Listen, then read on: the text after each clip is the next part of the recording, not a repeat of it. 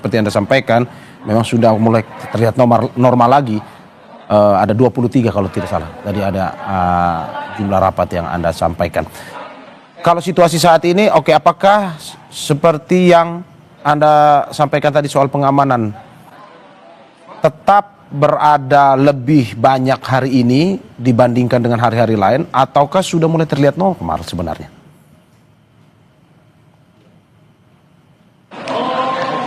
Iya, kalau soal pengamanan, Mario dan juga saudara, saya bisa bilang di hari-hari sebelumnya, sebelum ada rentetan peristiwa aksi demonstrasi yang terjadi di DPR, bisa saja ini pengamanannya tidak seketat ini. Namun pada hari ini kami masih melihat ada penebalan pengamanan yang dilakukan dari TNI Polri. Kalau kita bandingkan dengan hari-hari sebelumnya, mungkin tidak ada kendaraan taktis, tapi sampai dengan hari ini, mulai dari aksi demonstrasi sampai hari ini, masih banyak kendaraan taktis yang parkir di sekitar halaman depan DPR RI. Tentu ini juga untuk mengantisipasi eskalasi yang bisa saja terjadi sewaktu-waktu, karena beberapa hari sebelumnya memang dari Setjen DPR ini mengeluarkan imbauan untuk WFH sejak tanggal 28 Agustus. Namun ini sifatnya situasional, jadi bisa dikatakan akan melihat situasi nantinya apakah eskalasi demonstrasi akan kembali terjadi. Namun karena tidak begitu terlihat lagi eskalasinya, maka dari itu sekarang anggota DPR ini sudah mulai menyelenggarakan rapat-rapat lagi di DPR. Yang menarik juga untuk kita bahas, Mario dan juga saudara, kita melihat bahwa memang tuntutan-tuntutan yang disampaikan oleh publik pada saat aksi demonstrasi ini memang cukup banyak. Namun yang memang menjadi sorotan itu adalah arogansi dari anggota DPR yang menyampaikan statement-statement yang bisa menimbulkan amarah masyarakat, mulai dari tunjangan DPR, khususnya tunjangan rumah. Nah, ini yang sedang dikelola juga oleh DPR, bagaimana kemudian bisa segera membahas hal itu untuk bisa dibatalkan, karena sebelumnya Presiden Prabowo Subianto juga sudah mengatakan sudah duduk bersama dengan ketua partai politik dan memutuskan untuk membatalkan tunjangan DPR tersebut dan juga melakukan moratorium untuk kunjungan kerja ke luar negeri. Mario. Oke, terima kasih Renata Panggalo atas laporannya. Tahan sebentar karena dari dalam DPR kita akan menuju ke wilayah sekitar atau berada di luar DPR. Sudah terhubung dengan kita jurnalis Kompas TV Zefanya Situmeang. Zefanya, selamat pagi. Oke, Zefanya, bagaimana kondisi di luar DPR saat ini yang bisa Anda gambarkan kepada kita? Apakah memang sampai saat ini terkait dengan informasi akan ada unjuk rasa lanjutan di depan DPR hari ini bakal berlangsung atau bagaimana dari pantauan Anda?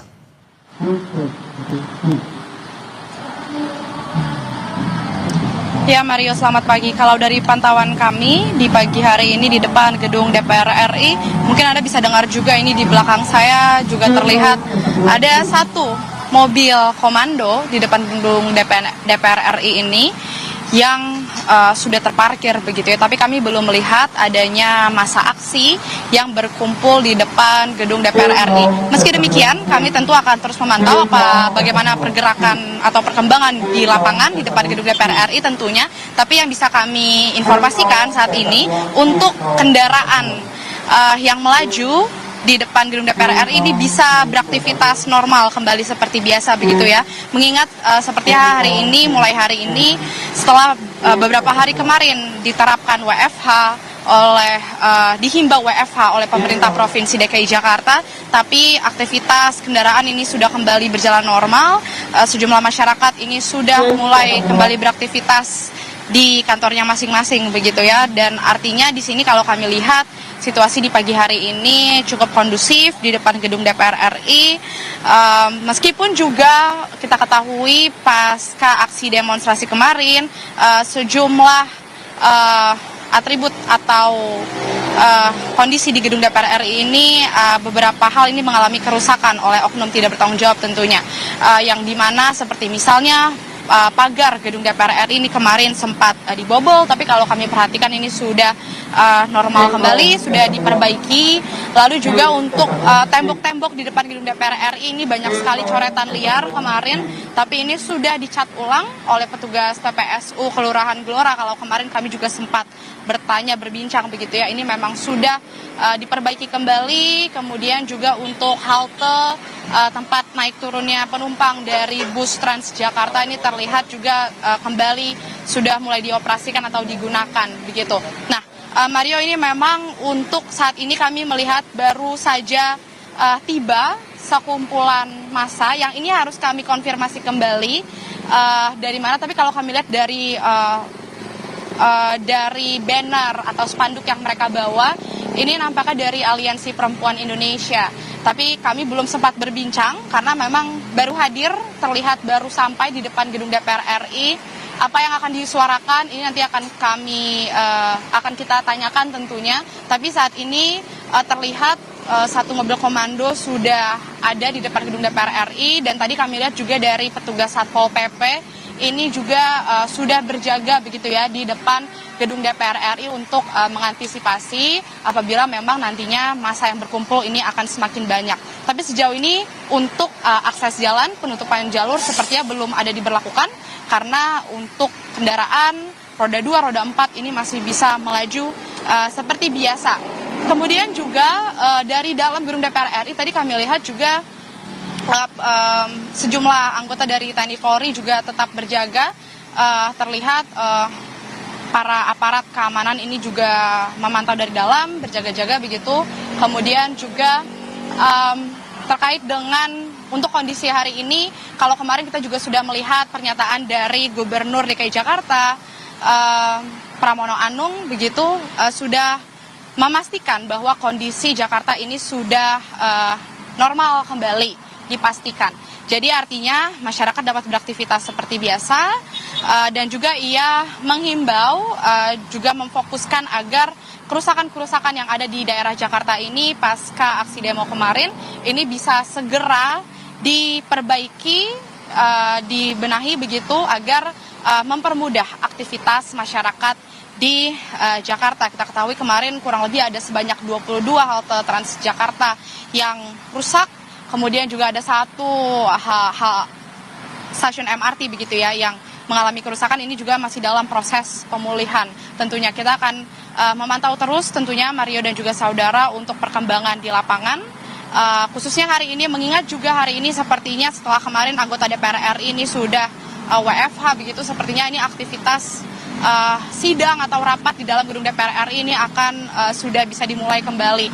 Terlihat bagaimana pengamanan juga masih terlihat cukup ketat dari dalam gedung DPR RI, dan di luar juga terlihat tadi sudah saya sampaikan polisi ini juga sudah berjaga begitu ya. Kita akan menyampaikan kembali nanti Mario apabila nanti aksi orasi dari demonstran ini akan disuarakan, nanti akan kami kabarkan perkembangannya di lapangan kepada Anda.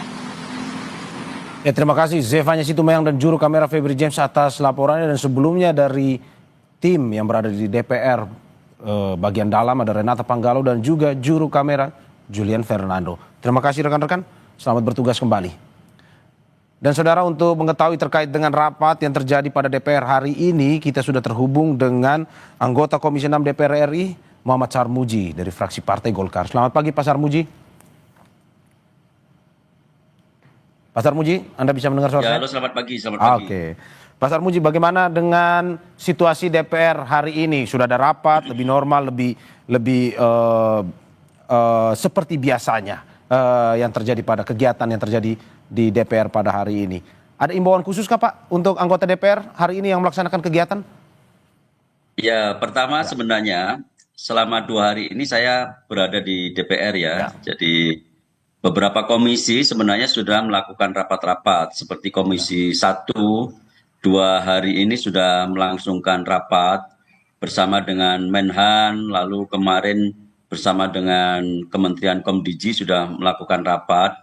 Aktivitas anggota DPR RI berlangsung berangsur-angsur juga berjalan normal.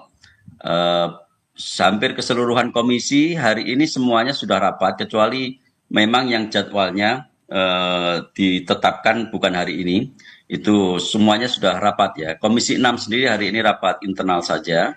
rapat-rapat dengan kementerian memang dijadwalkan hari Senin, tetapi nyaris semua komisi seperti tadi dilaporkan oleh reporter dari Kompas TV, suasana relatif berjalan dengan normal.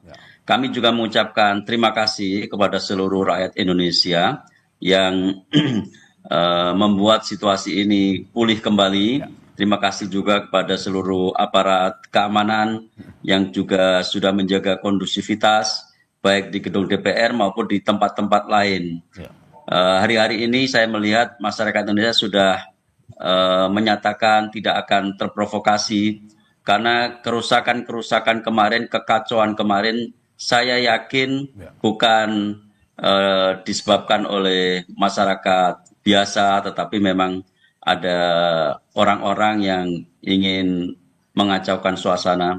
Tetapi unjuk rasa yang berjalan tertib, menyampaikan aspirasinya, insya Allah aspirasinya akan kita tangkap dengan baik. Ya, oke. Pak Sarmuji, kemarin Presiden juga sudah mengatakan bahwa meminta kepada anggota DPR untuk bisa lebih terbuka dengan masyarakat yang ingin, terutama untuk menyampaikan pesan ataupun aspirasi. Apakah memang sudah ada imbauan seperti itu kepada anggota DPR dari pimpinan? Pimpinan sudah memberi arahan pada kita semua untuk lebih aktif ya menjemput aspirasi masyarakat. Bahkan sebenarnya di DPR periode ini sudah ada juga badan khusus untuk menindaklanjuti aspirasi masyarakat dalam bentuk badan aspirasi masyarakat. Tetapi memang yang harus kita perbaiki, jujur saja yang harus kita perbaiki ini jiwanya, rohnya.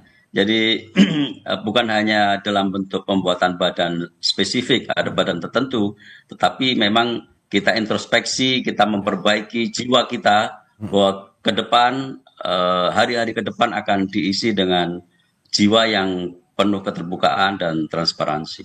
Memang kenapa Pak Sarmuji jiwanya selama ini? Apakah jiwa yang lebih tertutup atau gimana sebenarnya? Enggak, kan ada koreksi ya. Pasti kita ingin semuanya berjalan lebih baik. Betul. Kalau nggak ada apa-apa tentu tidak ada demonstrasi yang menyampaikan aspirasinya. Karena ada sesuatu, ini pasti ada sesuatu dan kita mesti sadar bahwa sesuatu itu harus kita perbaiki. Oke, Pak, bagaimana juga dengan mungkin saja kita melihat terkait dengan komunikasi eksternal dari DPR sendiri untuk ke media massa ataupun yang disampaikan ke masyarakat. Apakah sudah ada imbauan juga agar mungkin lebih berhati-hati dalam menyampaikan sesuatu atau mungkin pemilihan kata atau diksi yang lebih ya pada akhirnya tidak menyinggung mungkin untuk masyarakat atau bagaimana? Pasti. Kalau di Golkar sendiri kan Ketua fraksi sudah melakukan himbauan, bahkan bukan hanya di tingkat DPR RI, tapi sebagai sekjen saya juga melakukan himbauan kepada seluruh DPRD provinsi dan kabupaten kota, juga termasuk DPR RI, untuk bisa menangkap aspirasi masyarakat dengan tepat, untuk meningkatkan kepekaan dan atensi kepada problem-problem masyarakat. Oke. Pak, sampai saat ini apakah memang yang di dalam DPR sendiri dilakukan sesuai dengan apa yang sudah terbiasa, dalam arti tata tertibnya atau protap pengamanannya, protap kegiatannya pun dilakukan seperti sebelumnya, atau memang hari ini lebih khusus sebenarnya walaupun sudah ada komisi yang ikut rapat, dalam arti lebih mungkin menyesuaikan dengan kondisi di luar yang mungkin masih ya kita lihat masih mungkin ada demonstrasi dan segala macam. Ya, 2 hari ini sebenarnya penjagaan berjalan seperti biasa, Pamdal seperti biasanya, hanya saja Pamdal untuk menghindari sesuatu yang mungkin saja kita nggak perkirakan, ya pakaiannya pakaian sipil saja.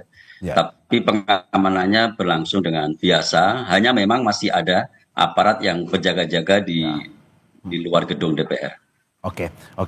Pak, ini tadi Anda sedikit menyinggung soal apa yang disampaikan masing-masing partai, terutama dari partai Anda bernaung, Partai Golkar. Dari Partai Golkar sendiri bagaimana melihat apa yang kondisi yang terjadi beberapa belakangan ini? Apakah memang dari Partai Golkar menyadari bahwa perlu ada reformasi internal di dalam partai sendiri untuk nantinya siapapun yang menjadi pejabat publik itu bisa menjadi seorang pejabat publik yang paripurna sebenarnya, dalam arti komunikasinya bagus ataupun juga bertindaknya kepada masyarakatnya juga lebih diterima, atau bagaimana Pak? Ya, kami sudah, seperti yang saya sampaikan tadi, kalau di internal Golkar, kami sudah melakukan seruan ya. Ya. Seruan untuk DPR RI, DPRD provinsi, kabupaten kota, untuk tidak berjarak terlalu lebar dengan masyarakat, Ya. untuk menjadikan ukuran kepatutan diri dalam bertindak, bersikap, berkata, bahkan berpenampilan. Kita boleh kaya ya, karena kaya ini sesuatu yang hak asasi. Ya. Tetapi begitu kita menjadi anggota DPR dan itu adalah wakil rakyat, tentu kita tidak bisa bebas lagi untuk seperti orang biasa, seperti orang kaya biasa, atau seperti masyarakat biasa yang memiliki privilege. Ya, itu saja yang harus kita tekankan pada teman-teman. Ya, ini memang membiasakan sesuatu yang kadang tidak biasa, ini sesuatu sekali, ini berbeda sekali. Misalkan begini, anggota DPR RI dari Golkar rata-rata kan banyak yang dari pengusaha, tentu selama ini kaya, tentu selama ini tampil dengan tampilan sebagai orang kaya. Tetapi begitu menjadi anggota DPR RI, pasti ada konsekuensinya. Konsekuensinya adalah kita harus mengukur kepatutan diri kita, karena ada masyarakat yang kita wakili itu masyarakat yang kadang-kadang banyak yang kurang beruntung. Kalau itu merasa tersinggung, itu bisa berbahaya. Ya, adaptasinya harus lebih ini lagi ya Pak ya, lebih cair lagi, apalagi terutama dengan masyarakat ya Pak ya. Ya. Pak, bagaimana mendakapi juga, kita masuk lebih spesifik terkait dengan Pak Adis Kadir kemarin yang juga nonaktif. Sebenarnya dari Golkar sendiri mau memahami nonaktif ini sebagai apa? Apakah mungkin saja Pak, saya to the point saja, apakah mungkin akan PAW atau bagaimana dari Golkar sendiri Pak? Jadi ini sebenarnya respon dari himbauan dari MKD. MKD meminta kepada partai politik untuk menonaktifkan anggota yang dinilai kemarin ya mungkin agak kurang memiliki sensitivitas lah, taruhlah ada kesalahan-kesalahan misalnya. Tapi khusus Pak Adis sebenarnya dia salah berucap, salah data, atau ya sebenarnya kalau diukur benar begitu kategorinya masih bisa diperdebatkan. Tapi apapun kita sudah merespon itu dengan baik, dan itu adalah rekomendasi dari Majelis Kehormatan Dewan. Dan sebenarnya kalau ditanyakan lebih lanjut, apakah hak-haknya itu akan sama dengan yang aktif, tentu saja berbeda. Kalau hak-haknya sama kan malah rugi kita. Orang dinonaktifkan tetapi hak-haknya sama kan pasti rugi. Ada konsekuensi logis dari setiap status anggota dewan. Seandainya ada pertanyaan lanjutan, seandainya belum ada rujukannya, ya rujukannya bisa saja MKD membuat satu keputusan yang bisa mengikat Sekretariat Jenderal untuk bisa menjadi pedoman bagi pemberlakuan atau tidak diberlakukannya hak-hak keuangan yang bersangkutan. Pak, sorry, lebih spesifik karena mungkin masyarakat juga banyak yang belum tahu ya. Terkait dengan hak yang diterima oleh yang nonaktif ini, kan tadi dibilang berbeda Pak. Apa saja hak yang masih diterima oleh mereka yang nonaktif? Ya, nanti MKD yang akan memutuskan, tapi konsekuensi logisnya, tunjangan-tunjangan itu pasti nggak dapatkan sama sekali, karena mereka kan mereka kan dibebas tugaskan dari kewajiban menjadi anggota DPR. Otomatis kalau tugasnya saja dibebas tugaskan, pasti hak-haknya juga bisa dihilangkan. Apakah memang sebenarnya nonaktif ini sama dengan PAW Pak, nantinya akan tujuannya ke situ atau bagaimana Pak? Nanti MKD yang akan membahas lebih lanjut. Oh, berarti dari MKD Pak ya? Maksudnya keputusan itu bukan dari partai lagi, tapi sudah masuk ke Majelis Kehormatan Dewan Pak? Ya, karena MKD lah yang pertama meminta kepada partai politik untuk menonaktifkan anggota-anggota Dewan yang disebutkan itu. Oke. Pak, terakhir sebelum katanya Pak Sarmuji mau ikut rapat lagi nih. Jadi saya ingin terakhir seperti imbauan tidak hanya ke Partai Golkar tapi juga mungkin kepada anggota DPR pun juga bagaimana meyakinkan masyarakat bahwa apa yang menjadi tempat DPR saat ini menjadi rumah bersama untuk bisa berdialog, memberikan diskusi, memberikan aspirasi untuk bisa didengarkan oleh wakil rakyat. Ya kalau himbauan nanti biar pimpinan lah, kalau Ya, himbauan secara keseluruhan. ya, Lorong kami itu, koridor kami itu fraksi Partai Golkar, dan kami sudah ya, menghimbau secara ya, tertulis, secara per telepon ya. sudah kami himbau semuanya. Kita pastikan kita sudah berikan arahan menghadapi situasi saat ini dan situasi-situasi ke depan. Dan memang untuk bisa terus berdialog terus dengan masyarakat ya, Pak. Ya, Terima ya, kasih. ya.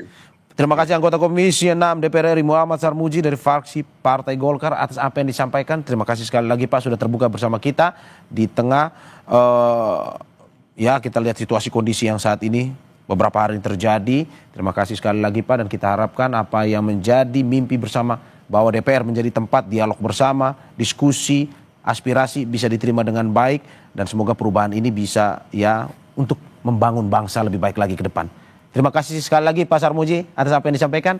Sehat-sehat selalu. Dan saudara, kami akan kembali dengan informasi terkait dengan demonstrasi yang terjadi di depan gedung DPR Senayan Jakarta. Sebelum itu, kita ikuti jeda berikut.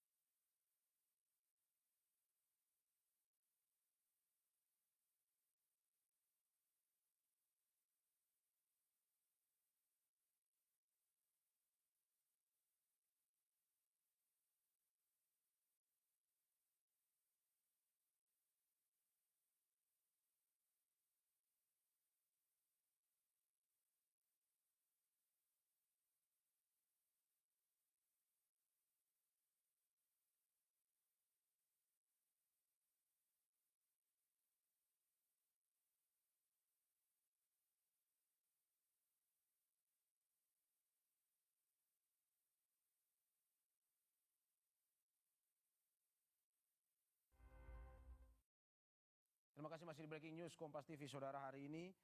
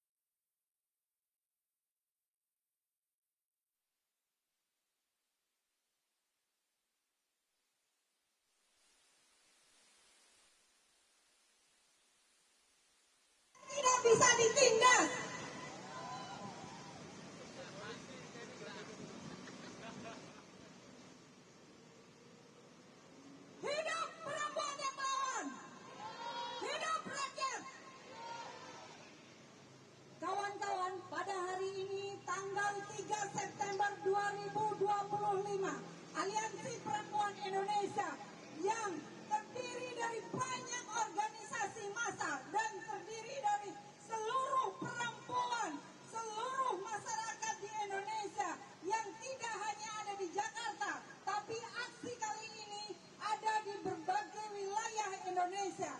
Kita akan menyuarakan aksi kita. Kita akan menyampaikan bahwa protes adalah hak bagi rakyat. Maka tidak boleh ada yang merampasnya dari rakyat. Hidup rakyat!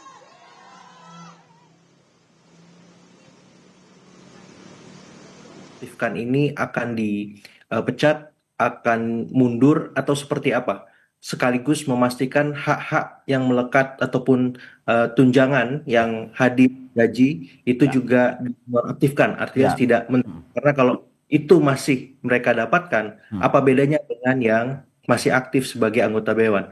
Termasuk dalam kesempatan ini saya menghimbau PDIP untuk juga melakukan hal-hal yang sama maupun partai-partai lain yang belum menonaktifkan anggota-anggotanya yang kemarin sempat bermasalah, Mas Mari. Karena ini menjadi presiden bahwa partai politik DPR RI serius membenahi dirinya. Yang kedua, yang paling penting ada reminder dari presiden untuk kepada anggota dewan, tadi Mas Mario sempat menyinggung menjemput bola aspirasi. Artinya jangan lagi hanya menunggu di gedung dewan untuk menyambut massa demonstran ataupun yang kelompok-kelompok protes selama ini. Sambangi organisasinya, datangi kampusnya, hadirkan mereka kalau memang ada batasan lain. Kalau nggak bisa offline, online. Ya jadi semua kanal itu dibuka sehingga aspirasi ini tidak mampet dan akhirnya nanti ujungnya tumpah ruah lagi ke jalan. Yang kedua, selain dari presiden yang mengingatkan, juga ada deadline dari koalisi masyarakat sipil, Mas Mario, dengan 17 tuntutannya itu dan deadline-nya 5 September. Nah, saya kira ini juga bisa menjadi masukan bagi teman-teman DPR untuk bergegas melakukan segala macam orkestrasi fungsi-fungsinya, apakah itu legislasi, pengawasan, budgeting, ataupun fungsi representasi lewat dapil, agar lagi dan lagi masa tidak tumpah ruah ke jalan. Kita tidak mau ada ekses-ekses yang berlebihan sampai menimbulkan korban jiwa, sehingga untuk ini saya berharap anggota dewan segera untuk melakukan kerja-kerja yang lebih atraktif, proaktif, berinisiatif, dan ya progresif seperti itu, Mas Mario. Oke, tadi Anda sempat menyebutkan bahwa ada anggota-anggota DPR yang sampai saat ini belum, kalau kita bisa bilang, ditindak oleh partainya sendiri. Siapa kalau dari catatan Anda yang mungkin masih perlu mendapatkan teguran atau ya ada sikap dari partainya untuk bisa memberikan teguran kepada anggotanya? Iya, kalau dari teman-teman PDIP saya sebut aja inisial D ya. Kemudian dari partai-partai lain yang kemarin juga menampilkan gestur yang kurang etis ketika ya katakanlah berjoget, kemudian melakukan tindakan-tindakan yang kurang pas saat merespon kritik ataupun menerima kritik dari publik. Karena apa? Menjadi anggota dewan itu berarti punya adiluhung ataupun standar moral ataupun standar etik di atas rata-rata rakyat yang diwakili atau masyarakat Indonesia kebanyakan. Kalau cara ngomongnya tidak pas atau tidak pantas, melukai, yang menyakiti masyarakat, kemudian gesturnya kurang pas, ya di tempat gedung yang terhormat itu, contoh apa yang bisa mereka berikan kepada masyarakat seperti itu. Jadi saya ingin standar kita berdemokrasi, standar kita berbangsa itu terus naik kelas, Mas Mario. Semakin berkualitas. Karena kalau seperti ini dipertahankan dan dibiarkan, tidak kita gugat, tidak kita perbincangkan secara terus-menerus, nanti keenakan, nanti merasa itu benar, itu nggak penting, itu ya biasa aja. Jangan. Kita harus menaikkan standar moral kita sebagai bangsa agar demokrasi kita, agar masyarakat kita punya harapan ke depan, seperti itu. Oke, Mas, tadi kita juga sempat berbincang dengan Pak Sarmuji dan dia juga menjelaskan terkait dengan apa definisi yang dimaksud dengan nonaktif dan juga definisi dari PAW itu sendiri. Dari penjelasannya bahwa dari nonaktif itu akan sangat berbeda sebenarnya dengan yang aktif saat ini. Bahwa dia tidak akan melanjutkan lagi kegiatan sebagai seorang anggota DPR pun juga tunjangannya itu akan berbeda ataupun dari hak keuangannya itu akan berbeda dengan yang aktif. Menurut Anda, apakah ini mungkin saja sudah memberikan sanksi yang memuaskan masyarakat atau sebenarnya apa? Iya, pertama, secara aturan yang saya pahami di Undang-Undang D3 Junto Perubahan itu, anggota dewan yang nonaktif tetap saja menerima hak-haknya termasuk gaji dan tunjangan, Mas Mario. Kenapa kemudian Pak Sarmuji tadi menyampaikan ini mungkin akan ada inisiatif dari MKD untuk mendobrak aturan lama tersebut Ya. berupa keputusan baru ya, dan menunggu itu. Nah, karena kalau misalkan pakai aturan yang sudah eksis, otomatis ya mereka sebatas tidak menjalankan tupoksinya sebagai Ya. anggota dewan, tapi hak-haknya tetap diterima. Nah, kalau misalkan ada putusan itu, memang kita berharap MKD lebih progresif, Ya. bukan hanya menghentikan tunjangan mereka, tapi juga memecat. Ya. Karena ini tuntutan dari publik melihat ekses yang sedang ditimbulkan di masyarakat sangat luas. Ada korban jiwa yang jatuh, ada korban luka-luka, ada kerugian material yang besar di hampir semua daerah kita. Ya. Jadi menimbulkan eksesnya, dampak buruknya yang terjadi hingga sekarang. Maka pemecatan itu sebuah harga mati semacam itu. Oke, Anda Pun mau bilang bahwa ada kesadaran. Mas Agung, Anda mau bilang bahwa hanya dengan pemecatan itu bisa pada akhirnya memuaskan masyarakat ketimbang hanya nonaktif ya? Persis, Ya. kita udah jengah melihat ya kualitas anggota dewan yang mewakili kita tidak lebih baik dari kita. Standar etikanya, standar moralnya, standar kualitas pekerjaannya, sehingga pemecatan itu sebagai harga mati untuk menunjukkan bahwa DPR sudah berbenah dan lebih baik seperti itu. Oke, oke Mas. Kalau misalkan ke depan, katanya tadi akan diserahkan ke MKD untuk lebih terkait dengan detailnya, sanksi ataupun teguran bagi anggotanya. Menurut Anda, apa yang, oke ini satu sisi ada di MKG, satu sisi di partai politik harusnya seperti apa? Dalam arti Iya. untuk anggota-anggota yang dinilai kemarin bermasalah. Ya, karena gini Mas, orang-orang yang dinonaktifkan ini kan orang-orang yang punya pengaruh, Ya, punya basis. Ambil contoh saja, Pak Adis Kadir itu wakil ketua umum Golkar, ya, ya wakil ketua DPR. ya. Di dapilnya pasti punya pengaruh, pasti dia punya sumbangsi besar untuk Partai Golkar. Ketika Pak Adis Kadir dinonaktifkan atau dipecat nantinya, ini kan Golkar akan kehilangan. Ya. Apalagi kemudian ketika Pak Adis Kadir memilih pindah partai. Nah ini kan nggak mudah. Atau nama Mas Eko Patrio, itu kan Sekjen PAN. Ya. Ya selama ini membesarkan PAN DKI Jakarta.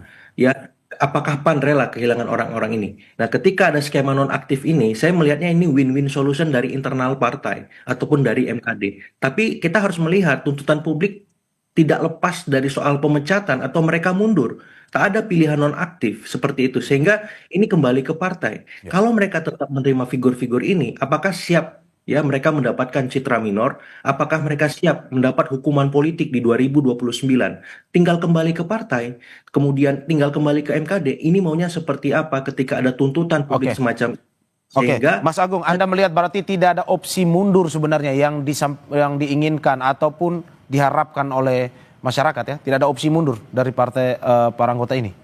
kalau dari masyarakat pemecatan, kalau untuk internal pribadi-pribadi mereka, ya mereka mengundurkan diri, Mas. Tapi menurut Itu Anda dengan tadi Anda bilang bahwa mereka ini salah satu orang yang berpengaruh di partainya, tidak ada opsi mundur. Prediksi Anda?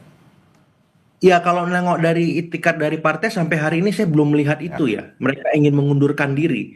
Tapi ini bisa menjadi pertimbangan presiden di luar bahwa publik menuntut pemecatan atau mereka mengundurkan diri untuk menaikkan standar kita berbangsa dan berdemokrasi, Mas. Dan kita menunggu itu. Dan kalau partai berani melakukan itu, kita akan mengapresiasi dan akan mengingat selamanya bahwa Golkar, Nasdem, PAN atau PDIP ataupun partai-partai yang lain siap untuk lebih baik dan mereka siap untuk mengkader menjalankan fungsi-fungsi mereka yang lain seperti regenerasi, kaderisasi, rekrutmen yang lebih baik untuk memastikan anggota dewan yang berkualitas. Oke, apa prediksi Anda kalau misalkan tidak ada itikat untuk mundur ataupun juga masih terus aja pembiaran nonaktif ini tanpa ada penggantian antar waktu ataupun digantikan dengan anggota DPR yang lain? Kita sedang menumpuk masalah, Mas. Ya. Dan ini akan menjadi bom waktu masalah yang akan meledak lagi di satu momen. Dan saya tidak mau itu terjadi. Saya tidak mau persepsi negatif terhadap partai dan DPR itu selalu terjadi ketika teman-teman saya melakukan survei-survei nasional secara kredibel untuk melihat bagaimana potret ya, citra, persepsi partai politik dan DPR kita. Nah, saya nggak mau karena ini instrumen utama demokrasi kita. Partai DPR harus sehat dan itu bisa dimulai dari anggota-anggotanya, kader-kadernya yang berkualitas. Nah, inilah momennya seperti itu. Oke, inilah momennya. Oke, pun juga kalau misalkan pada akhirnya ini akan mempengaruhi juga elektabilitas partai jika tidak ada tindak tegas, Anda mau bilang seperti itu juga? Persis, karena bagi kalangan terdidik, itu kan sosiodemografi pemilih kita berubah, Mas. Ya, Didominasi Gen Z dan milenial, dan jumlahnya semakin meningkat. Kalau partai tidak berbenah dengan merepresentasikan sosiodemografi tadi, hati-hati, hukuman politik itu bisa terjadi di 2029 di ya. setiap dapil yang mereka wakili. Karena mereka akan melihat partai baru, partai lain yang memang punya anggota-anggota DPR, caleg-caleg yang lebih baik dan berkualitas. Seperti itu. Jadi hati-hati dengan postur demografi ini. Dan yang kedua, hati-hati dengan kemajuan teknologi informasi Ya. yang ekstrim. Hari ini kita mendapat limpahan itu. Tidak ada bedanya Jakarta dengan Kediri. Tidak ada bedanya Jakarta dengan Jayapura. Semuanya mendapat informasi yang sama dalam hitungan detik. Mereka akan bergerak kalau Jakarta atau pemerintah pusat tidak berubah. Atau mereka akan bergerak ketika misalkan pemerintah daerah Pati, rakyatnya disakiti. Mereka akan membantu Pati. Jadi hati-hati dengan dunia yang semakin terintegrasi lewat teknologi ini. Jadi ada sosiodemografi yang berubah, ada kemajuan teknologi yang bergerak ekstrim. Mau tidak mau, anggota dewan itu harus kreatif, harus sensitif, harus empatik, harus persuasif, dan harus dengan cara-cara baru merespon ini semua. Nggak bisa dengan gaya konvensional, gaya-gaya lama. Itu nggak bisa dipertahankan lagi. Kenapa? Kalau ini dilakukan, akan menumpuk masalah, berikutnya akan menjadi bom waktu lagi, akan meledak. Dan ekses resikonya saya tidak bisa membayangkan seperti itu. Karena kemarin pun kita sudah lihat kerugiannya luar biasa. Baik secara materi, imateri, bahkan sampai timbul korban jiwa seperti itu. Oke, oke, Mas. Walaupun Ya, Presiden sudah memberikan konferensi pers pernyataan resmi terkait dengan DPR harus bisa lebih terbuka, lebih menjemput bola tadi aspirasi, tapi sampai saat ini aspirasi masih terus dilakukan di depan DPR dan ya, tidak hanya mahasiswa, tidak hanya ojol, tapi juga dari berbagai kalangan saat ini.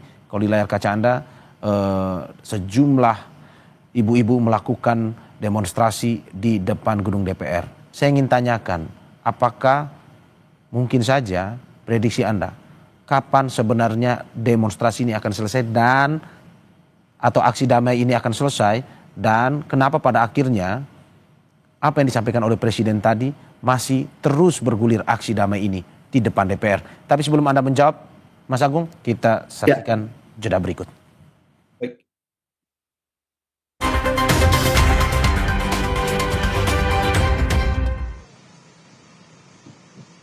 Bagaimana ruang demokrasi kita dalam akhir-akhir ini? Mati.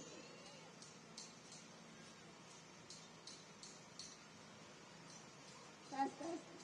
Kita harus menyapa yang katanya Dewan Perwakilan Rakyat kita. Mari kita sapa mereka. Ada di mana mereka saat ini?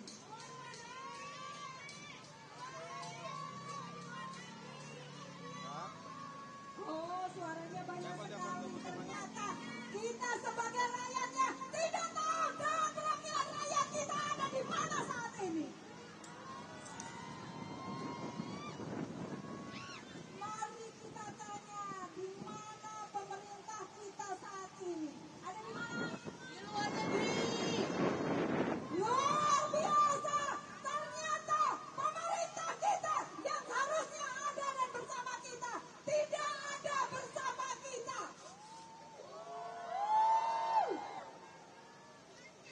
Mari kita tanya, Bapak polisi kita ada di mana saat ini?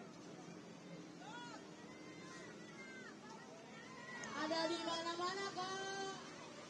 Apa yang dilakukan oleh Bapak polisi kita saat ini? Aibas.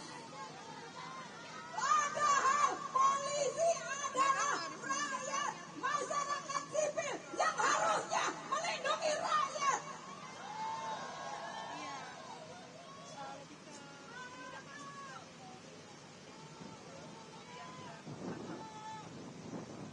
Kawan-kawan, pada hari ini kita akan terus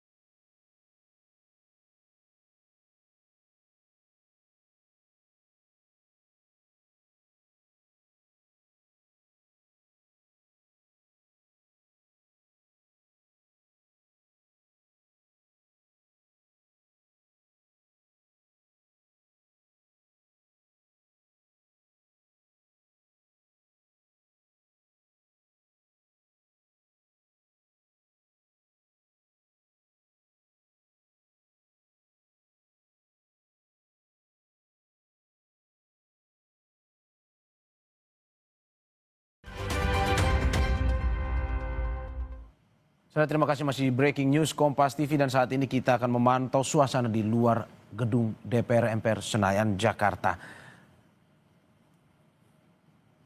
Dan saudara, untuk mengetahuinya kita akan terhubung dengan jurnalis Kompas TV yang sudah bersedia untuk memberikan informasi langsung terkait dengan suasana di depan gedung DPR Senayan, Jakarta. Ada jurnalis Kompas TV Zefanya Situmeang dan juru kamera Febri James di sana.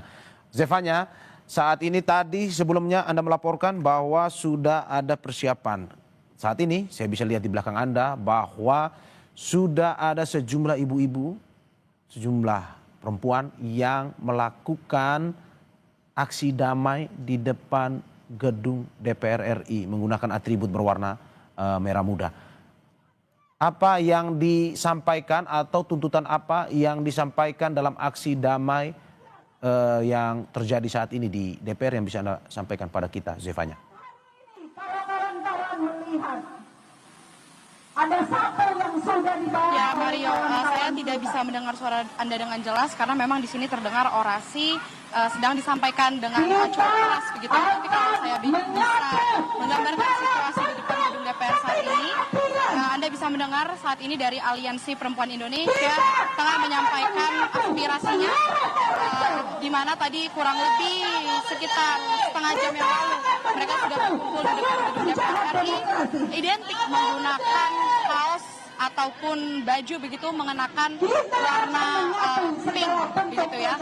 Adapun sejumlah fokus yang menjadi tuntutan untuk mereka suarakan, ini mereka mendesak agar keadilan bagi korban-korban dari aksi demonstrasi kemarin ini bisa diusut dengan transparan dan juga tuntas gitu ya, di mana teman-teman dari Oke, Zefanya. Zefanya, apakah Anda bisa mendengar suara saya? Halo Zefanya, apakah Anda bisa mendengar suara saya? Oke, sepertinya terjadi permasalahan komunikasi antara tim di lapangan dan juga di studio Kompas TV. Saudara, kita lanjutkan dialog kita bersama Agung Baskoro, Direktur Eksekutif dari Trias Politika sekaligus pengamat politik. Mas Agung, tadi kita sudah mendapatkan sedikit laporan dari jurnalis di lapangan kita terkait dengan ada aksi damai dari Aliansi Perempuan Indonesia yang hari ini dilakukan di depan DPR. Tadi saya lihat sedikit spanduknya bahwa ada beberapa tuntutan termasuk juga yang kemarin disuarakan oleh mahasiswa pun juga dari aliansi yang lain yang ikut berdemonstrasi. Salah satunya juga soal perbaikan ekonomi yang dirasakan oleh masyarakat tadi di spanduk yang dituliskan itu. Menurut Anda, demonstrasi yang dilakukan ini apakah memang salah satu yang menyebabkan masyarakat turun ke jalan pun juga adalah bukan hanya soal tunjangan yang diterima DPR, tapi juga ada permasalahan ekonomi yang menggerogoti masyarakat untuk bisa menyuarakan itu? Ya, itu menjadi salah satu tuntutan ya Mas Mario, kita nggak kiri, dan saya berharap memang ada semacam evaluasi total untuk program-program besar yang dilakukan pemerintah sampai sekarang ya, sehingga relaksasi dari penyesuaian nanti bisa memberikan stimulus kepada publik, apakah lewat, ya biasanya kan dari Pak SBY sampai Pak Jokowi ada semacam bantuan langsung tunai Mas Mario, ataupun ada insentif fiskal yang lain untuk kalangan dunia usaha, ataupun inisiatif-inisiatif ekonomi lain yang bisa membuat masyarakat tidak terlalu merasakan himpitan ekonomi itu, bahwa hari ini harga-harga kebutuhan pokok sangat fluktuatif bahkan cenderung tinggi, bahwa kemudian ada ancaman PHK massal, bahwa kemudian ada soal-soal ya, kita tahu angka kemiskinan yang terus meningkat di kota misalkan. Nah, ini bagaimana solusinya sehingga minimal masyarakat mendapati bahwa ada perbaikan singkat ya, walaupun ini tidak akan bertahan lama kalau pemerintah tidak memiliki desain kebijakan ekonomi yang komprehensif untuk menyelesaikan problem-problem tersebut. Karena kan kita tahu masalah lapangan kerja, perluasan dan seterusnya, ini merupakan bicara soal ya desain kebijakan ekonomi kita ke depan seperti apa sehingga lapangan kerja kita meluas, kegiatan ekonomi kita tumbuh, tidak hanya atas ke atas tapi juga bisa mengalir ke bawah. Jadi saya rasa butuh insentif-insentif yang konkret untuk jangka pendek, setidaknya membuat masyarakat bisa bernafas dalam tanda petik, Mas Mario, sekaligus melihat ada perbaikan di level eksekutif, sehingga beban pemerintahan ini terbagi secara merata, Mas Mario. Ya, di Ya. legislatif ada perubahan, di eksekutif ada kebijakan yang disesuaikan berdasarkan situasi ekonomi kontemporer, dan ketika demonstran berhadapan dengan aparat, itu tidak langsung bergesekan, Mas Mario. Ya. Tidak dalam posisi amarah gitu. Karena saya melihat ini yang menjadi korban demonstran dan aparat juga, Ya. ya, sehingga luka-luka hingga korban jiwa, sehingga sering salah paham dan akhirnya bertumbukan satu sama lain di lapangan semacam itu. Nah, karena apa? Kalau misalkan ini dibagi bebannya, ya, eksekutif dapat, legislatif juga, aparat juga, masyarakat juga, kericuhan itu, anarkisme itu bisa diredusir, bisa diminimalkan, Mas Mario. Tapi kalau salurannya mampet di legislatif, di eksekutif juga kurang maksimal, akhirnya semua tumpah ruah ke jalan, emosinya, marahnya, energi-energi negatif lainnya, dan itu membuat kericuhan, ya, penjarahan, pencurian, dan tindak-tindak kriminal lainnya terjadi, Mas Mario. Jadi saya berharap momen ini, hari ini, dan besok itu dan seterusnya, itu bisa, ya, semua penyelenggara pemerintahan kita bisa membagi tanggung jawab, membagi beban berdasarkan fungsi masing-masing, sehingga masyarakat bisa lebih jernih dan objektif melihat semua peranata penyelenggaraan pemerintahan tadi untuk bisa menyelesaikan masalah-masalah real yang mereka hadapi sehari-hari, Mas Mario, seperti itu. Oke, oke. Eh, Sambil melihat juga visual yang ada di lapangan kita, Mas Agung, bahwa tadi saya juga sedikit melihat aksi damai yang dilakukan oleh Aliansi Perempuan Indonesia RI ini, salah satunya juga ya bagaimana mereka berbelasungkawa terhadap 10 korban meninggal yang disampaikan oleh Komnas HAM. Salah satunya adalah Afan Kurniawan, di mana Anda bisa melihat bahwa dari apa yang disampaikan oleh Komnas HAM tersebut juga mengindikasikan adanya kekerasan yang dilakukan oleh aparat dalam pengamanan di demonstrasi tersebut. Ya. Yang ingin saya tanyakan, bagaimana ke depan bahwa oke, kita boleh menyampaikan aspirasi, tapi kita boleh juga mendapatkan keselamatan. Boleh juga hak-hak kita untuk hidup, hak-hak kita untuk menyampaikan aspirasi ini tanpa pada akhirnya ada gesekan seperti ini. Apa yang harus dilakukan oleh baik itu legislatif ataupun eksekutif, pemerintah maupun juga aparat keamanan, Mas? Ya, pertama memang saya menghimbau kepada para demonstran juga untuk Ya. melakukan aksi yang tertib dan sesuai dengan aturan. Seandainya misalkan aturan mengatakan jam 6 sore harus selesai, ya selesai. Ya. Pun bila ada diskresi sampai jam 7, ya itu juga dipatuhi, dipenuhi. Karena setelah jam 7, otomatis aparat akan bergerak. Nah, saya menghimbau juga kepada aparat ketika bergerak mengedepankan pendekatan-pendekatan yang sifatnya persuasif, humanis. Kalau memang masa aksi terlalu banyak, terlalu besar, maka lipat gandakan. Ya. Ya, kemudian sehingga upaya-upaya persuasif dan humanis itu bisa dilakukan. Ya. Karena kalau aparat sedikit, ya kemudian masanya besar, akhirnya mau nggak mau penggunaan instrumen alat, ya, untuk menertibkan, untuk mengendalikan massa itu harus terus digunakan bahkan secara berlebihan. Kita Ya. sebut gas mata, kita sebut peluru karet, kita sebut, ya pentungan, pukulan dan seterusnya itu, ya sebenarnya kan nggak perlu. Dan saya ya berharap tidak ada lagi ketika mengamankan yang dipukul itu kepala, Mas Mario. Ya. Ya, pukul bagian lain, Ya. jangan kepala. Kalau kepalanya rusak, ini seumur hidup dia tanggung. Pukul bagian lain, walaupun ini harus dihindari, ini pilihan terakhir, Mas Mario. Ya. Kakinya, badannya, ya, jangan kepalanya. Saya nggak kebayang kalau kepala dipukul, dia bisa mengalami kerusakan syaraf dan seterusnya, dan dia nggak bisa ngapa-ngapain nanti. Ya. Nah, saya menghimbau aparat untuk lebih humanis lah. Itu anak Anda, itu keluarga Anda juga. Ini sih kita sesama anak bangsa. Nah, yang ketiga, saya menghimbau kepada DPR, jalankan fungsi-fungsi Anda sebagai anggota dewan. Fungsi legislasi yang progresif. Misalkan ada tuntutan perampasan aset, ayo dong sahkan. Kenapa aturan lain bisa 1 hari selesai, ini nggak bisa selesai. Kita menanti political will dari ketum-ketum partai, dari para veto player partai, dari anggota-anggota dewan yang memang selama ini vokal untuk mendorong ini seagresif mungkin. Sehingga publik dengan jernih melihat, oh, anggota dewan saya sudah berubah. Sehingga tuntutan ini nggak perlu lagi turun ke jalan, Mas Mario. Ya. Mereka juga sadar diri, oh udah berubah kok, ngapain saya turun lagi ke jalan? Ya. Ngapain saya anarkis? Karena warga sendiri yang akan mereka hadapi kalau mereka mencoba bermain api dengan aspirasi mereka atau dalam tanda petik punya arahan-arahan politis yang itu sedikit banyak akan menodai gerakan ini. Nah, Ya. kemudian yang berikutnya kepada eksekutif, saya berharap ini bisa menjadi momentum untuk melihat ulang program-program yang dilakukan oleh pemerintah. Contoh misalkan, MBG kan menyedot anggaran besar. Nah, disesuaikan apakah perlu sebesar itu dalam situasi seperti sekarang. Sehingga kalau misalkan itu disesuaikan atau anggarannya dikurangi, itu bisa memberikan insentif, ya tadi saya bilang BLT kah atau apakah stimulusnya agar masyarakat itu terobati dompetnya, hatinya, perasaannya yang sebelumnya terluka dengan situasi seperti sekarang, Mas Mario. Karena apa? Karena jangan sampai ini terus-menerus ya kondisi apa ya, awas waspada di persepsi kita. Mungkin hari ini sudah kelihatan terkontrol, terkendali, tapi saya yakin dalam benak kita, sebagian kalangan masih ada perasaan was-was. Ini beneran sudah clear, clean, atau secure nggak? Seperti itu. Apakah ini sudah terkontrol seutuhnya nggak? Apakah pemerintah berubah nggak? Seperti Ya. itu. Jadi saya ingin cara kita memastikan ini tidak terulang lagi kejadian-kejadian ricuh, penjarahan, dan seterusnya gara-gara demo kemarin yang kemudian ditunggangi oknum-oknum tidak bertanggung jawab itu adalah bagaimana mendorong pemerintahan kita, eksekutif, legislatif, kemudian aparat dan demonstran itu sendiri untuk sama-sama berubah dan lebih baik ketika menjalankan peran-perannya seperti itu. Oke, Mas, tapi ini menarik bahwa hingga saat ini terkait dengan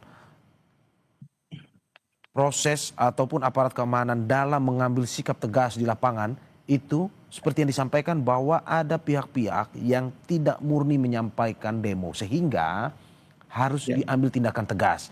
Menurut Anda betul. apakah kita bisa menjadikan ini sebuah alasan untuk nantinya bersikap lebih tegas ataupun lebih keras dalam akhirnya mengamankan orang-orang ini yang ikut berdemonstrasi dengan alasan bahwa ada juga mereka yang tidak murni nih menyampaikan aspirasi atau bagaimana sebenarnya?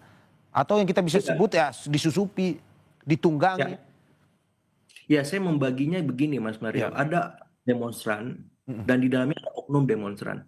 Ya. Saya nggak bisa mengkiri ketika saya berdemonstrasi itu ada orang-orang yang memang sengaja memancing di air keruh, Ya. memancing provokasi. Di dalam masa demonstran itu, kita nggak boleh menutup mata juga demonstran bahwa ada orang-orang semacam itu yang memang secara person by person kita tidak bisa mengendalikan.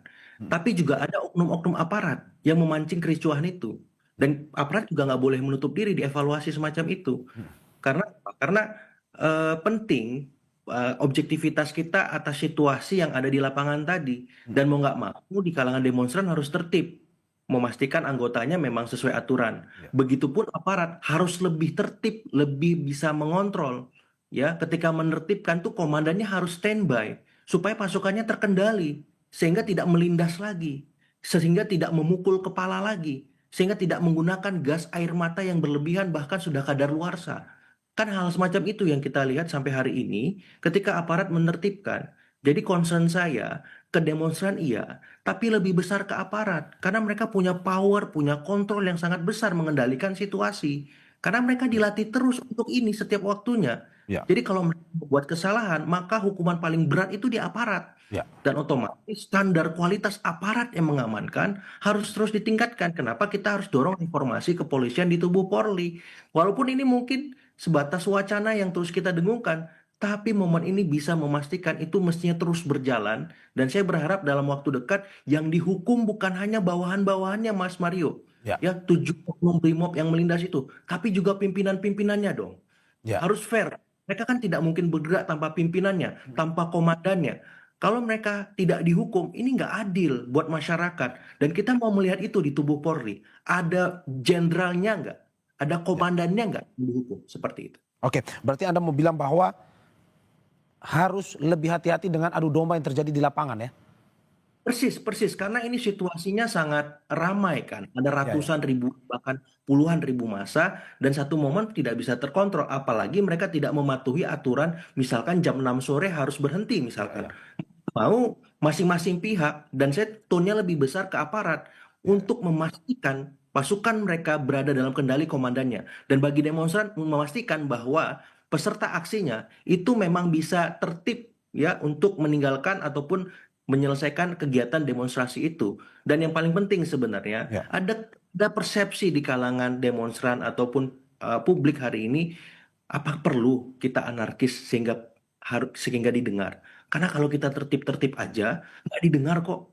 Ngapain? Nah, saya ingin pemerintah membantah itu, bahwa kalau Anda demo tertib justru kita dengar, kalau Anda demo anarkis malah kita akan tertibkan dan kita hukum setimpal. Nah, masalahnya ini belum terwujud, Mas Mario. Jadi anggapan ini adalah pekerjaan rumah dari pemerintah untuk memastikan aspirasi yang tertib, aspirasi yang konstitusional itu langsung didengar, langsung dieksekusi seperti itu. Ya, berarti Anda mau bilang bahwa sampai saat ini pemerintah belum tegas, sehingga sampai saat ini walaupun seperti pertanyaan saya tadi, walaupun Presiden sudah memberikan konferensi pers terkait dengan ini, tapi aksi pun masih terus berlangsung. Iya, karena bawahannya masih memformulasi itu, Mas Ya. Mario. Masih berusaha menyesuaikan ritme dari Pak Presiden sehingga bisa terejawantah di level-level street level birokrasi ya.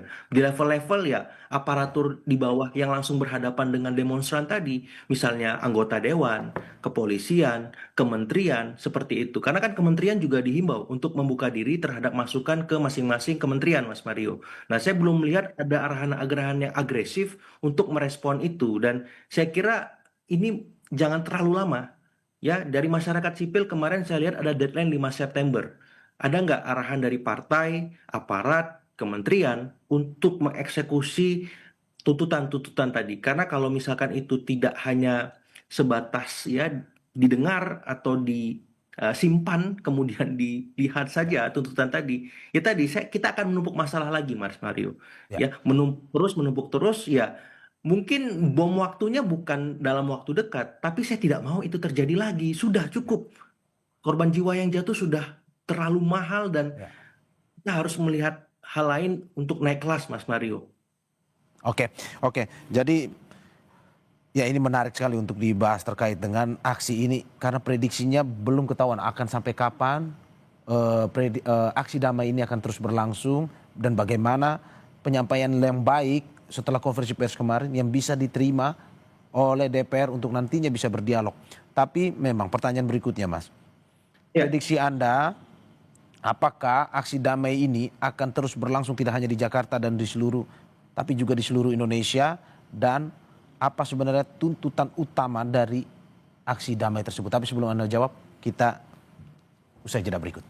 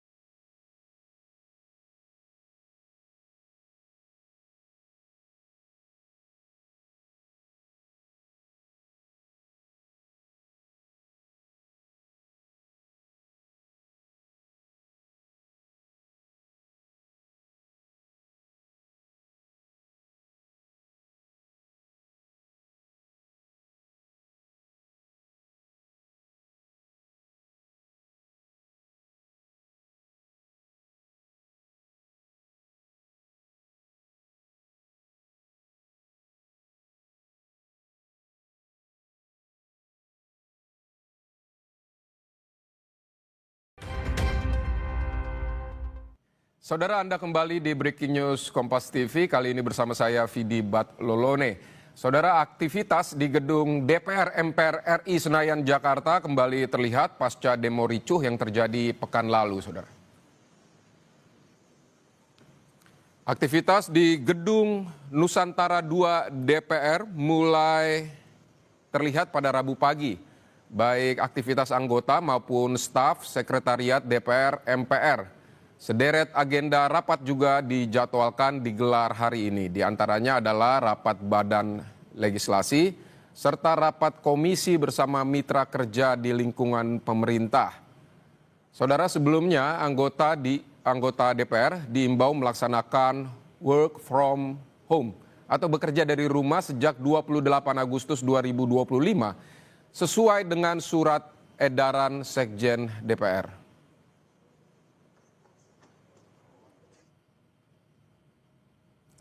Nah, berikut yang Anda saksikan di layar Anda saat ini adalah beberapa agenda rapat DPR.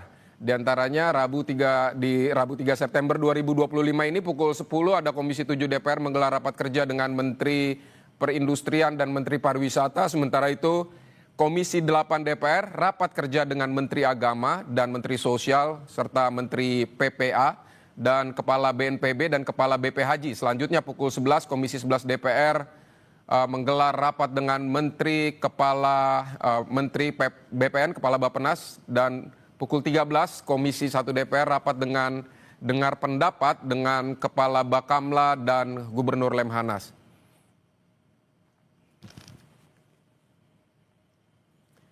Kita akan menuju ke Gedung Dewan Perwakilan Rakyat. Saat ini ada jurnalis Kompas TV Renata Panggalo di sana. Selamat siang Renata. Renata, jadi apa agenda DPR yang sudah mulai hari ini?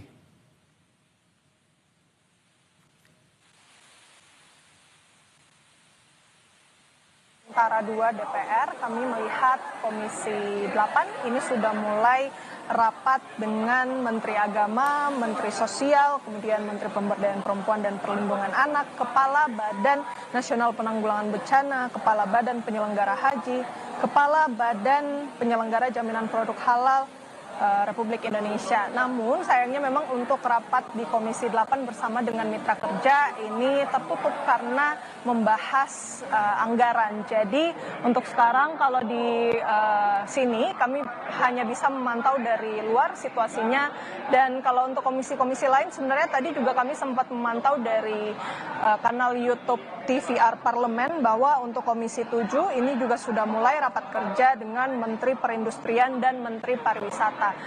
Masih ada beberapa komisi lain yang juga menyelenggarakan rapatnya hari ini bersama mitra kerjanya. Kalau dari agenda DPR yang kami dapatkan atau terima yang biasanya disebarkan kepada wartawan yang bertugas, ini ada total 23 rapat, Vidi dan juga saudara. Tentu jumlah ini menjadi cukup banyak atau bahkan bisa dikatakan paling banyak dibandingkan dengan hari-hari sebelumnya pada saat Sekjen DPR ini merilis imbauan WFH atau work from home. Tapi memang ada beberapa komisi juga yang sudah mulai bekerja sejak hari Senin, Selasa, dan hari ini sudah lebih banyak begitu ya. Kalau di Senin, Selasa jumlah rapatnya ini masih bisa dihitung dengan jari.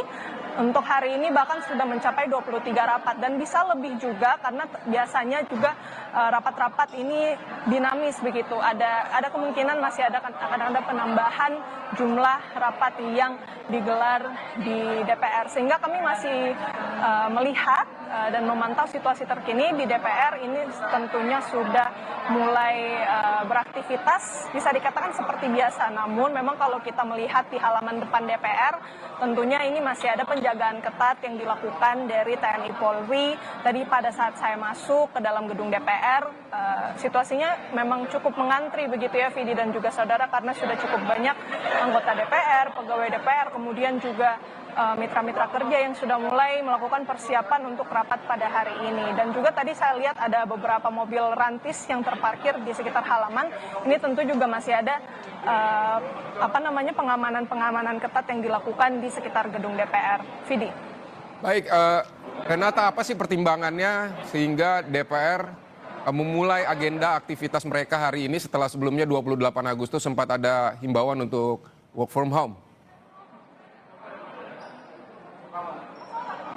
Iya, kalau kita melihat imbauan yang dikeluarkan oleh Sekjen DPR terkait dengan work from home ini sifatnya memang situasional. Ini dikeluarkan pada tanggal 28 Agustus lalu melihat adanya eskalasi demonstrasi yang terjadi di berbagai daerah khususnya di Kota Jakarta begitu, Vidi dan juga saudara. Mengingat memang sifatnya situasional, jadi kita bisa lihat bahwa sifat dari imbauan ini memang tergantung dari situasi yang terjadi. Jadi kalau kita lihat beberapa hari ke belakang ini, mulai Senin sebenarnya sudah ada rapat-rapat yang digelar oleh Komisi 1. Tetapi yang saya katakan tadi juga masih dapat dihitung jari begitu. Tadi juga sempat mewawancarai Wakil Ketua Komisi 1, Dev Laksono, ia mengatakan bahwa sebenarnya Komisi 1 sendiri pun juga mengklaim tidak WFH karena sejak Senin mereka juga sudah mengadakan rapat. Jadi memang bisa kita lihat bahwa hari ini juga sudah mulai banyak komisi lain yang mengadakan rapat. Ini tentunya karena mengacu pada Sekjen DPR yang membagikan imbauan.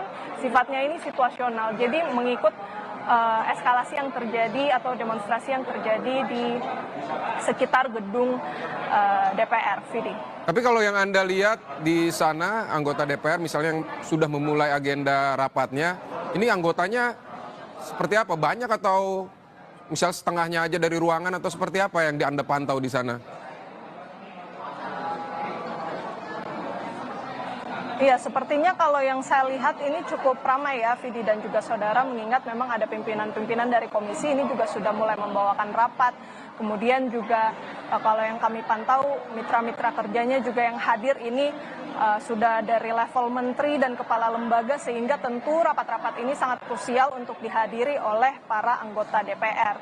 Dan kalau yang kita lihat dari jumlah orang begitu yang mengantri kemudian di sekitar pintu masuk, ini tentu juga menandakan bahwa memang semakin banyak orang ataupun mulai itu dari mitra kerja, kemudian juga dari pegawai DPR, kemudian juga dari anggota DPR ini yang sudah nampak datang untuk menghadiri rapat. Tetapi tentu ini masih harus kita pantau juga terus-menerus karena tentunya masyarakat sangat mengharapkan kinerja dari DPR khususnya usai eskalasi yang terjadi, rentetan peristiwa demonstrasi yang terjadi di berbagai daerah, khususnya di Jakarta, buntut dari statement-statement yang dirasa masyarakat ini kurang baik atau menunjukkan arogansi dari anggota DPR. Sehingga tentu dengan dimulainya rapat pada hari ini, masyarakat menginginkan adanya kerja nyata yang dilakukan oleh DPR, khususnya juga tindak lanjut dari penghapusan tunjangan rumah DPR yang sebelumnya sudah disampaikan oleh Presiden Prabowo Subianto dan sudah duduk bareng juga bersama dengan Ketua Parpol bahwa tunjangan rumah DPR yang nilainya fantastis itu harus dihapus, kemudian juga moratorium untuk kunjungan kerja luar negeri ini juga diberlakukan, Vidi. Baik, Renata Panggalo, terima kasih untuk laporan Anda dari gedung MPR DPR di Senayan, Jakarta. Selamat bertugas kembali. Saudara, kini kita akan kembali berbincang dengan pengamat politik Agung Baskoro. Mas Agung masih bersama saya, Mas Agung? Mas Agung, tadi kita lihat aktivitas di gedung Dewan Perwakilan Rakyat. Menurut laporan jurnalis Kompas TV Renata Panggalo, tadi ini aktivitasnya sudah mulai. Nah, apa respon DPR, apa yang harus dilakukan DPR merespon situasi terkini ketika mereka sudah memulai aktivitas kembali ke kantor, begitu nggak WFH lagi? Apa kira-kira langkah nyata yang harus dilakukan DPR, Mas Agung? Ya, mereka ya hadirlah ke sana, penuhi ya tugas tanggung jawab Anda untuk misalkan rapat dengar pendapat dengan menteri, dengan masyarakat, dengan para pihak stakeholder lainnya supaya publik melihat ada perubahan mendasar dari DPR itu sendiri. Yang kedua, ya publik akan melihat fungsi-fungsi yang dijalankan anggota dewan ini apakah sudah terlaksana atau belum, Mas Widi ya. Fungsi legislasi misalkan, ada prolegnas misalkan saya catat 25 ya, revisi 10, rancangan undang-undangnya ada 15. Itu gimana tindak lanjutnya? Kemudian soal absensi, ya ketika mereka dilantik pertama itu absensinya di sini sampai 63%. Ya, tapi ketika terakhir ya 21 Agustus paripurna ketiga anjlok jadi 55%. Nah, ini gimana meningkatkannya? Saya pengen melihat tingkat kehadiran anggota dewan di paripurna di atas ya nilai kecukupan. Kalau raport itu 10 sampai 100 ya minimal 70% lah. Udah begini situasinya. Masa tetap 55%, 60% seperti itu. Terus yang ketiga, ya memang tunjangan itu dihapuskan secara definitif, secara resmi lewat institusi DPR. Tak lagi satu pimpinan, tak lagi satu per orang, dua orang wakil ketua. Seperti itu. Tapi paripurna atau secara kelembagaan, pimpinan dengan wakil-wakil ketua yang membatalkan tunjangan-tunjangan fantastis itu. Moratorium perjalanan luar negeri itu resmi. Kita lihat ya keputusannya, aturannya supaya apa? Transparansi itu dimulai.